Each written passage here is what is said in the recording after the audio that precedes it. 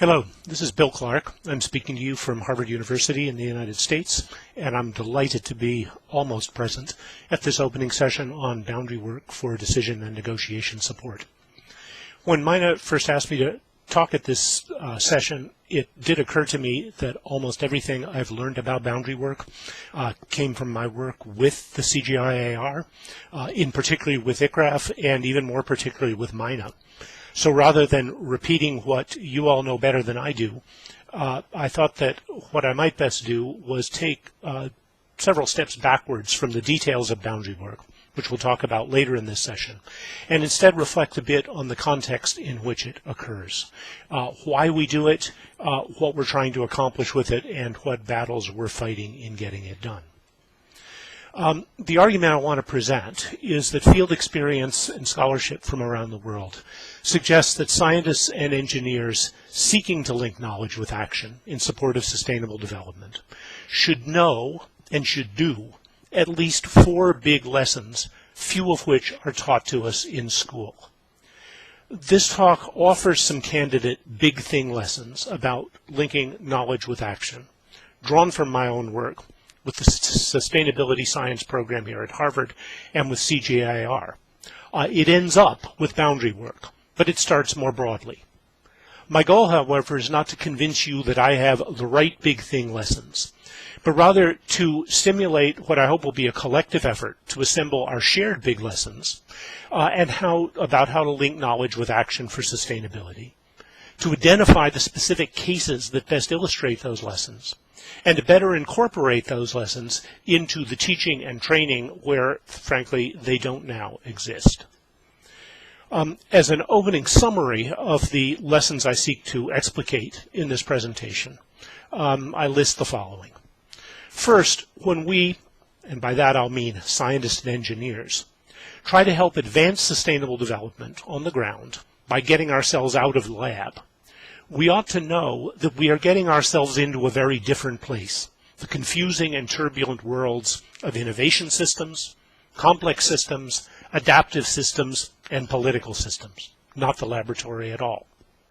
Furthermore, knowing this, knowing we're working in these systems, it has profound implications for what we should be doing regarding our own responsibilities as scientists, the role of social learning as opposed to discovery and invention in our work, governance of the activities we're engaged in, and finally, collaboration and the boundary work that entails.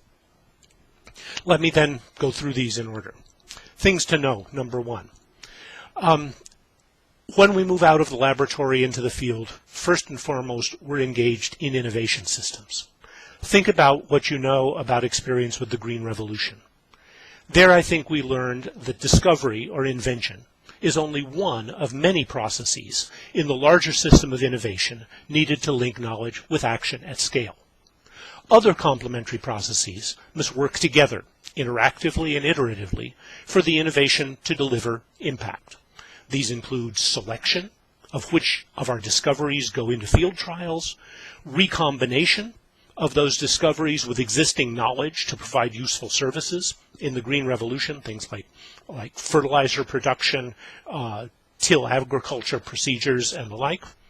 It involves adoption, or selecting of first mover users and demonstration projects.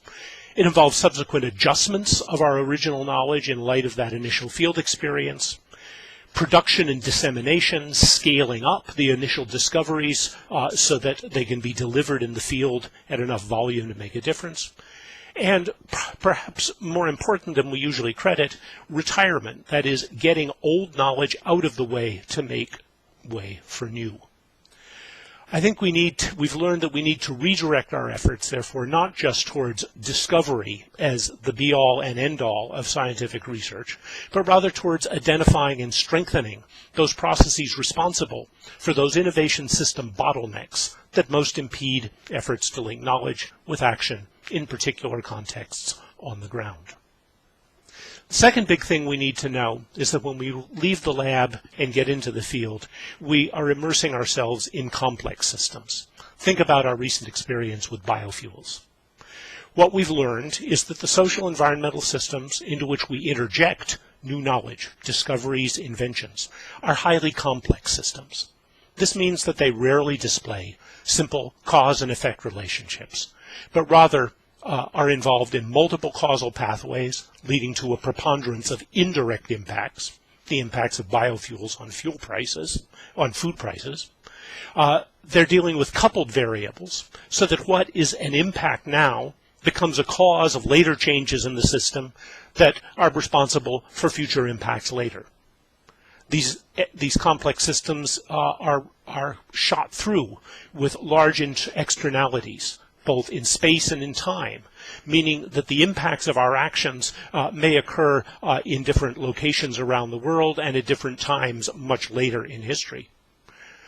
Spatial heterogeneity is an essential component of them. Impacts are contextualized. The same cause may have different impacts in different locations, so there are no panaceas, no silver bullets to work with. They're full of nonlinearities, leading to irreversibility and path dependence of impacts and what bring them about. For all these reasons, uncertainty is ubiquitous, surprise is inevitable. What this means for us as we leave the lab into the field is that we need to approach these complex systems in which we're forced to work with a great commitment to picture the whole forest, a skepticism about studies preoccupied with the individual trees in that forest and getting really, really tight p-values about the trees, and above all, a good measure of humility for the importance of what we do, but its limitations in making predictions and knowing the future ahead. Third thing we need to know is that this transit from the laboratory to the field puts us in the middle of adaptive systems. Think of our experience with malaria control. The social environmental systems into which we interject new knowledge are adaptive systems in the following sense. Neither their social nor environmental components operate by fixed rules. Rather, they generate local novelty, whether through human innovation or natural variation. They draw on that novelty to generate new responses to changing conditions, including our discoveries and inventions. They exhibit selection rules that favor certain responses over others for promulgation. And thereby, they change the rules of the game by which the system operates in a coevolutionary, some would say co-productive process. Because of these adaptive properties of the systems in which we work, we need to focus less on controlling social environmental systems or optimizing them, and more on fostering the kinds of adaptations, social and environmental, that will enhance sustainable development. This means designing relevant indicators and monitoring systems to tell us not what we expected to happen, but what is happening with them, and building adaptive capacity to use that indicator and monitoring feedback in shaping the next step, the next intervention along the way. Finally, fourth big thing to know, and perhaps the hardest for most of us raised in science and engineering to cope with, is that walking from the lab into the field, we put ourselves squarely in the center of political systems. Think of the RUPACE efforts here at ICRAF. The political character of our work in the field stems from the fact that knowledge is power. Thus, when we set out to produce knowledge in action contexts, we are always, at least suspected and probably truly, taking sides in political contests over who is going to get what out of the fruits of our intervention. Thus, our choices as scientists are also political choices. When we choose what problems to study, we're taking sides. When we choose who to involve in the study, we're deciding who will have voice in framing them. When we decide which knowledge, traditional knowledge, lab knowledge, official knowledge, counts in reaching our conclusions, we are privileging some voices and discounting others. When we choose how to share results through journal publications, through briefings in the field, with whom to share results, we are also taking political stances as well as scientific ones. What this political systems context means is that we as scientists, when we move into the field, need to embrace the inevitably political character of our work, rather than longing after the mere search for truth and light that was our privilege in the laboratory. And we need to work hard to earn the trust of those whose actions we hope our discoveries will inform. Okay, let me then pass to the second half of this talk. If we accept this knowledge about what we're getting into when we move from the laboratory into the field, what does that mean in things of what we need to do? Let me begin then with agency and responsibility. Individually, if we believe this immersion in the complex systems of the world, we need to take responsibility for changing how we conduct ourselves as we get out of the lab into the messy systems, innovative systems, complex systems, adaptive systems, political systems that are necessarily involved in the serious pursuit of impact. Collectively, we need to reflect more on such responsibilities and do so within our lab groups, our research projects, our research centers, and our professions more generally, in order to determine how we can divide amongst ourselves the multiple roles that simply must be played to more effectively and responsibly link knowledge with action in the real world. To decide how to support and respect one another in playing all those roles, and to decide how we're going to teach the lessons and responsibilities we have learned to our students and recruits as a core part of their training. These assertions of agency, these assertions of our responsibility as scientists, are not ones that come when we remain in the laboratory. They are new ones we must undertake as we move seriously into the field. Second thing we need to do is to acknowledge that our core job is not discovering generalized and eternal truths about how social environmental systems work, but rather fostering contextualized social learning by all in society about how to manage those systems. Why? Because we know SESs to be complex, adaptive, coevolutionary entities in which today's actions change the rules and thus predictions of best actions. Therefore, mere prediction, generalized truths are not particularly useful. We also know that people will only act on the basis of what they have learned, not what we've tried to teach them, but what they have learned about the options available to them and the likely consequences of their choices.